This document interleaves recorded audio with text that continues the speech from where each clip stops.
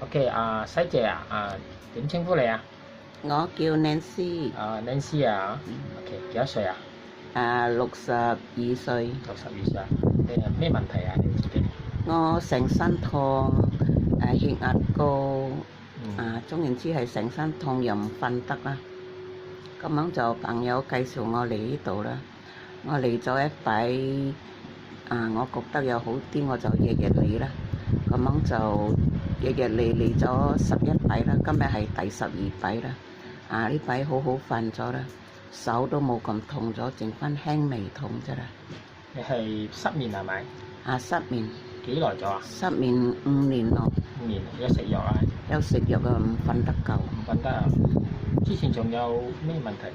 排尿、屙尿嗰度啊？夜晚一味屙尿啦，依家做咗俾林醫師做咗就冇屙咁多尿咗啦，夜晚好好瞓啦，屙尿好少咗啦，夜晚冇咁樣一味屙尿咗啦。做咗幾多擺療程啊？今日係第12擺咗啦。12擺療程，好翻好多咗係？又瞓得咗啦嚇？瞓得咗，手又冇咁痛咗啦，尿又冇屙咁多咗啦，好瞓咗啦，總言之係精神好好咗啦。鬆晒啦嗬？鬆晒咗啲心媽都好晒啦。啊！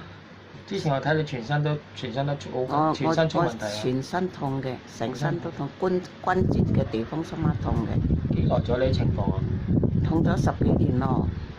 10幾年啊？左醫右醫，咩醫生都醫唔好啦，食藥食到我面腫腫啦，後尾我唔敢再食藥啦，佢哋講面腫腫要傷到我腰子啦，就係咁樣俾佢痛咯，痛到有一日遇到貴人啦，佢俾一張卡片我啦，佢講你去揾呢個醫生醫啦，佢會醫好你嘅病啦，咁我話快啲打電話揾啦，俾我揾到啦。揾到我就好勤力啦，日日都嚟啦，做咗12擺啦，好好啦，非常好啦，非常好啦嗬，非常好，咁好啦，咁多謝你嘅分享啊，多謝，thank you。